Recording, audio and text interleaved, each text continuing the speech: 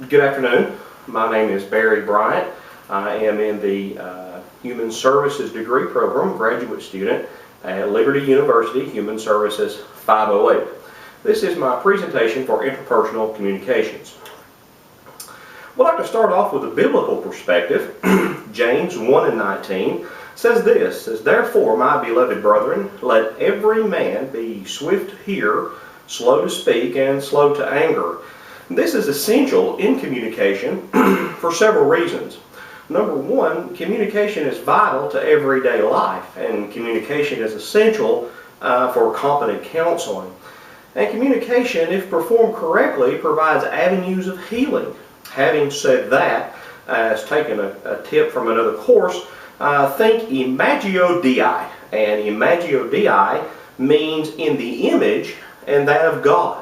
We as counselors are speaking in the image of God. We are conversing and using scriptural to be able to help our clients get better.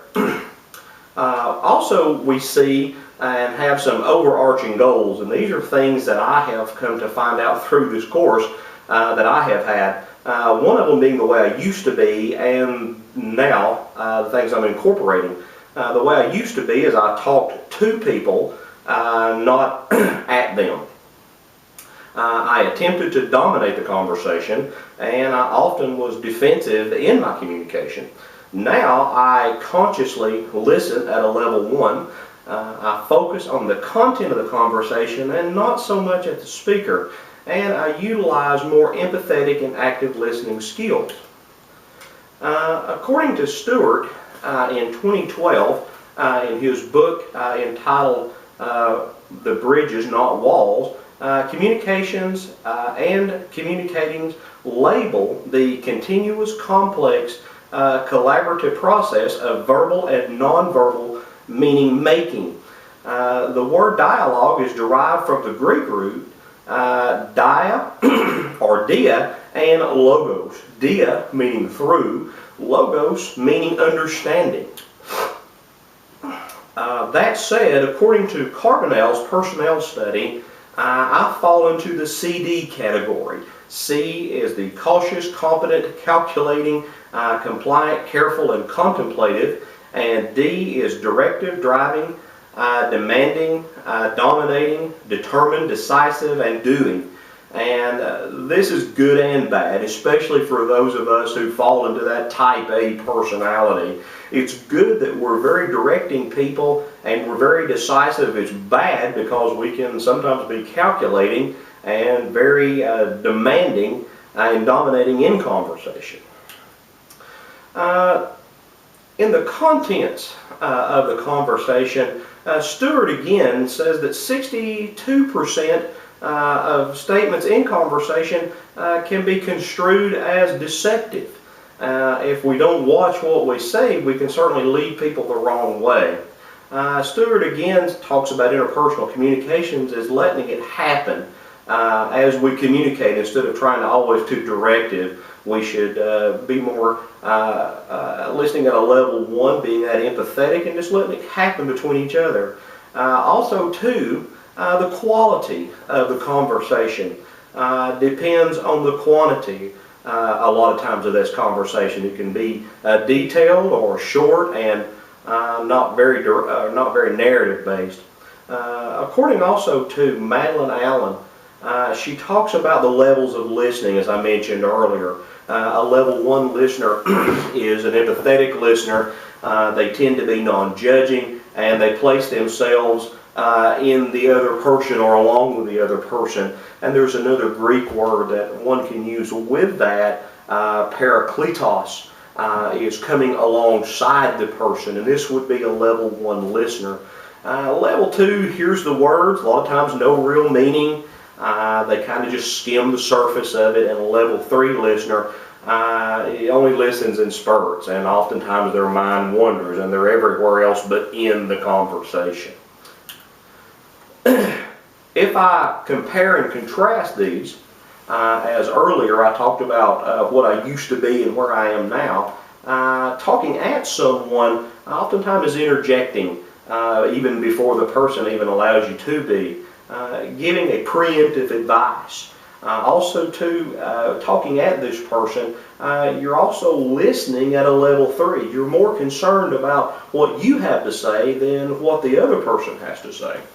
Talking to someone, you're listening at that level 1. You're giving the empathetic listening, and you're learning to share your emotions with each other.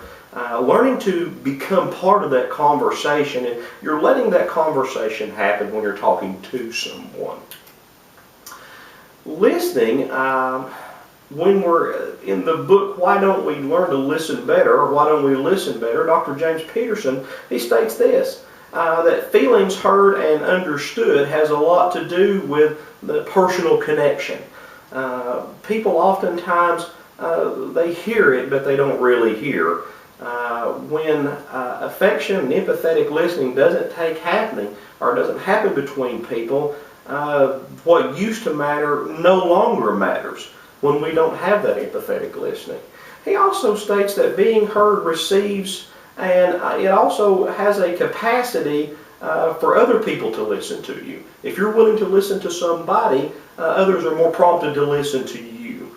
And also, a person needs to remember that just because someone is asking you about something does not always prompt they want your advice.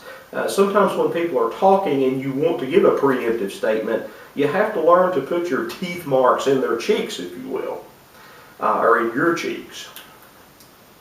Also, too, Madeline Allen goes and says listening reduces tension. And people who are being listened to, they appreciate you listening at that level 1. And it feels, you're making them feel like they're important. They have something important to say and that you care about them.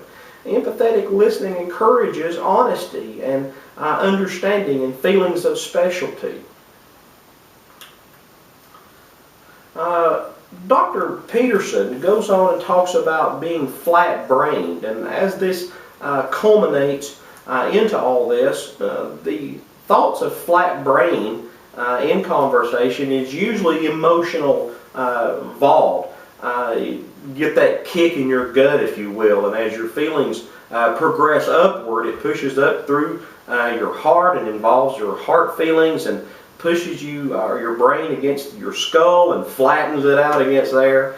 Then what tends to happen is the only thing left working, as Dr. Peterson says, is your mouth.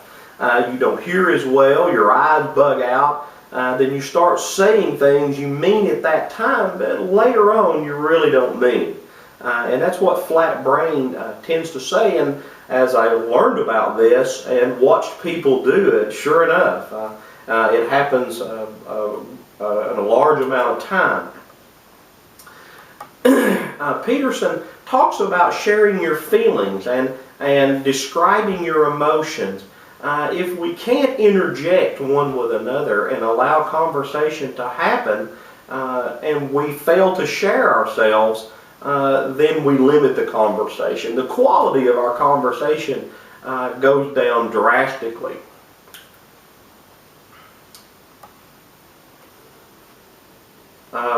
With that, as we see here, the benefits of interpersonal communications are deepening the relationship, improving the quality of the relationship, and also it validates our perceptions.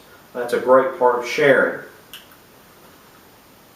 As I have explained all this in this time limit video, I hope that we were able to glean some information from it, and I can share with you the things that I learned through my interpersonal communications class.